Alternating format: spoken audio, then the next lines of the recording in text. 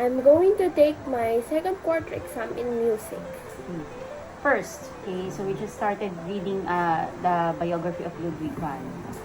Share to us the story of little Ludwig, who are his family, and how his father knew that he has a gift of music. Okay, so his music was found on December. It was a foggy day, a dark and gloomy foggy day, and Herr Johann van Beethoven was walking through the streets, and there he did something. And when he went back home, he went to a tall dark house, and with the stairs. And when he climbed that, there was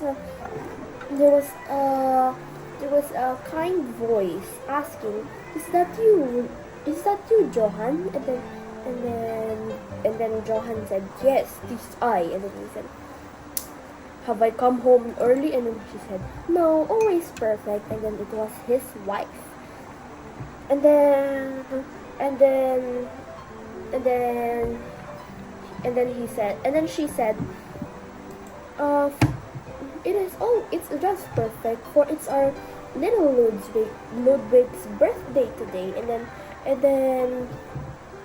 then Herr Johann slapped his hand on his head, and then he said, "I forgot it," he said, and I didn't even bring anything for him," he said.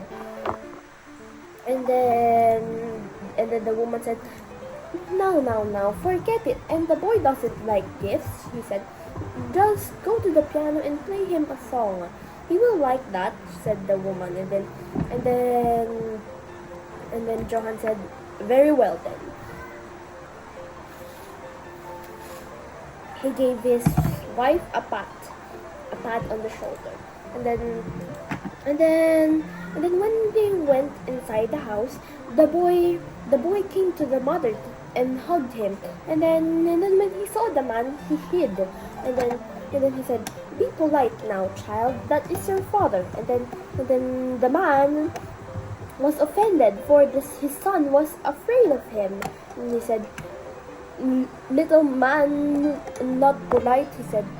And then he angrily stepped and went to his room.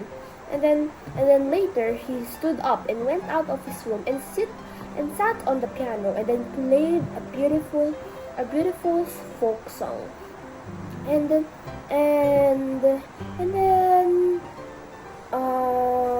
one by one, Ludwig stepped closer to the piano. And so as soon as he was so close, and he hugged his father.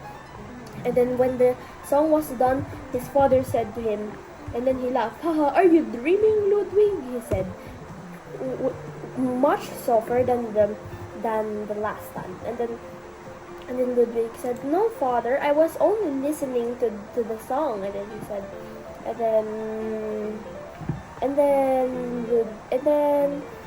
then "Come on, try," and then try it. And then the father placed Ludwig's hand on the piano, and the boy went to press each key, and then just playing. and then the father said, "Now I will teach you the folk song." And then he seated Ludwig on his side, and then after playing a few times of it, and then Ludwig said, Now, father, I can do it." And then he said, "Oh, no, you're a little too far," he said. And then Ludwig said, No, only let me try." And then the father said, "Do as you please." And then Ludwig played, and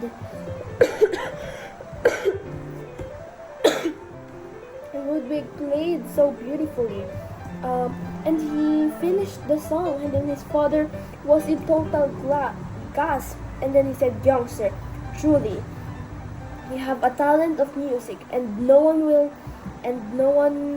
everybody will support you, from your mother and me, and no one will stop you from playing." He said, "You have a talent for playing." And then Beethoven. And then Ludwig said, thank you, father. I wish nothing more than to learn and play music correctly. And then and then father kissed his fresh young lips, and then he said, I shall teach you the next few days. And then the next few days,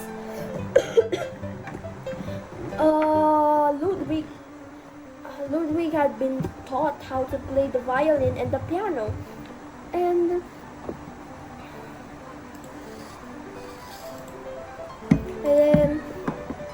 and then things go very, very well, but then because Ludwig is so advanced and he is so great, he didn't want to follow the rules. He wanted to play already, but his father had a short temper. That's why they always fight.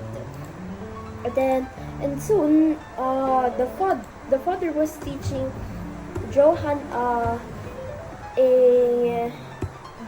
Johann the violin. He became mad and then struck him with his hand, and then Johann did Ludwig did not cry, but was very strong, and then went to his room and then cried there. And then his patient mother came to him and always telling him that he should listen to his father and take it step by step like that. And then she would always tell him the story of his grandfather, and he idolized his grandfather very, very much, and he wished to be like him, and told his mother, someday I will be famous and be like him, said Ludwig. And then soon he was brought to music teachers, and his teachers favored him and always clapped him, and then always said, bravo, bravo, Ludwig. He always hears it from them. And then that's all. Okay, great. Okay. Next. What do you think makes, from growing up, the people around him notices him still a sad one. So what makes the young Ludwig sad? What do you think makes him sad? I think what makes him sad that his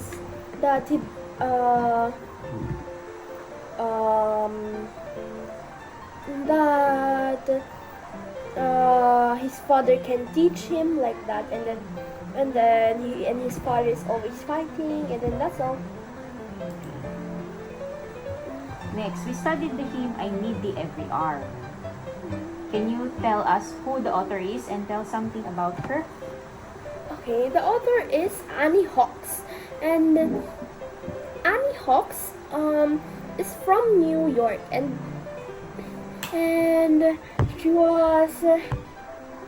is from New York, and she liked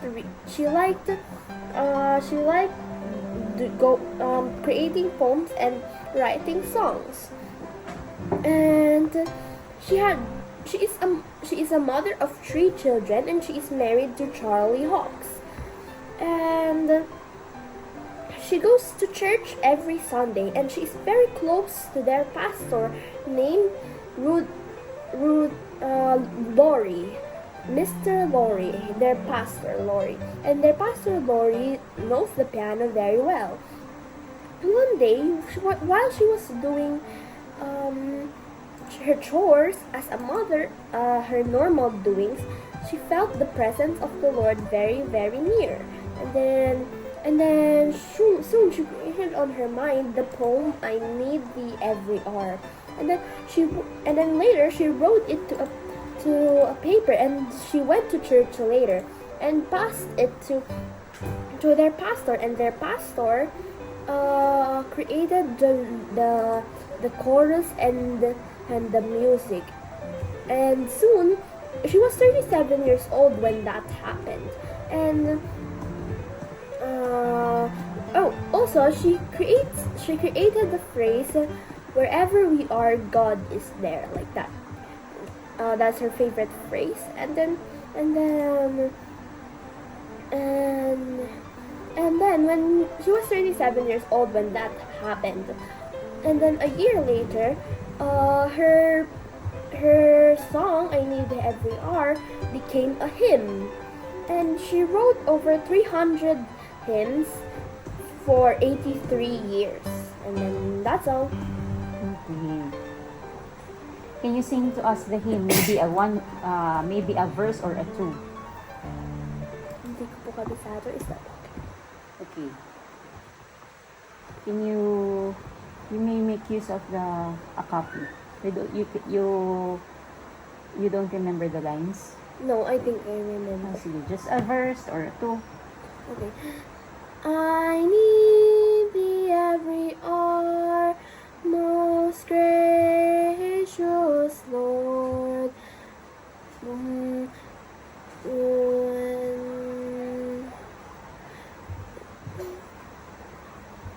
When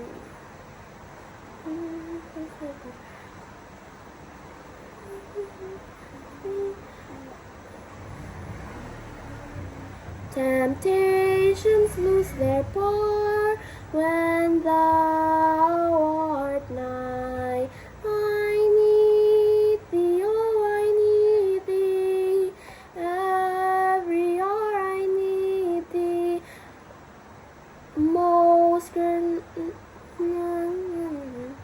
I come to thee. Okay, thank you. Next. What does this song mean to you? I need every hour po. Mm. I think that song says means to me that it's asking God to be with it's asking God to be with him, and it's also showing humility that and says he needs God like that every day, every hour, every minute, and he needs God like to fight the temptations. He needs God for everyday life. We need God.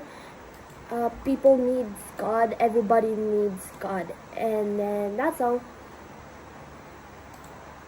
Okay. Now we're going to have our Filipino folk song. Okay? Ano yung pinag-aaralan natin Filipino folk song for this quarter? Ako'y isang Pinoy. Okay. Isang Pinoy. Next, can you sing to us, Ako'y Isang Pinoy? At ano ang ibig sabihin ng awitin na ito para sa iyo? Ako'y isang Pinoy sa puso't diwa, Pinoy na isinilang sa ating bansa. Ako'y hindi sanay sa wika, mga banyaga. Ako'y Pinoy na mayroon sariling wika, wikang pambansa. Ang gamit kong salita, bayan kong sinilangan, hangat ko'y lagi kalayaan. Sikat Jose Rizal nooy nagwika, siya ay nagpangaral sa ating bansa. Ang di raw magmahal sa sariling wika ay higit pa ang amoy sa mabahong isda. Wika pambansa, ang gamit kong salita, bayan kong sinilangan, hangat ko'y lagi kalayaan. Sikat Jose Rizal nooy nagwika, sa ay nagpangaral sa ating bansa. Ang di raw magmahal sa sariling wika ay higit pa ang amoy sa mabahong isda. important po. I think it means that it's telling that Filipinos are Filipinos. Syempre, we come from our country, and it is where we're born, and we have our own language, and I am very proud of it. That is what the song says. And it also tells that Filipinos should love their own language because it is their language. It is their motherland's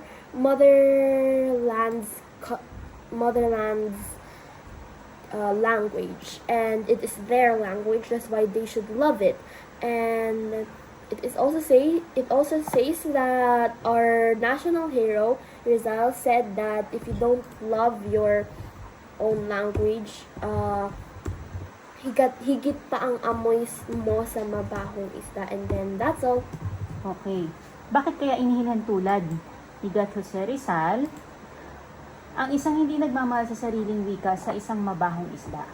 Bakit kaya sa tingin mo hindi ay hihinalin tulad ni Gat Jose Rizal ang hindi nagmamahal sa wikang Pilipino ay higit pa raw sa mabahong isda? Because fishes are very very mabaho, and then and us, if we don't if you don't want to acknowledge where you are from, it's like nahihiya ka to say that kung saan ka galing, like that. That's why you are more mabaho than fishes. And then that's all. Okay. Now we will go to the keyboard to play your hymn, okay, for this quarter. I'm going to play Jesus Saves.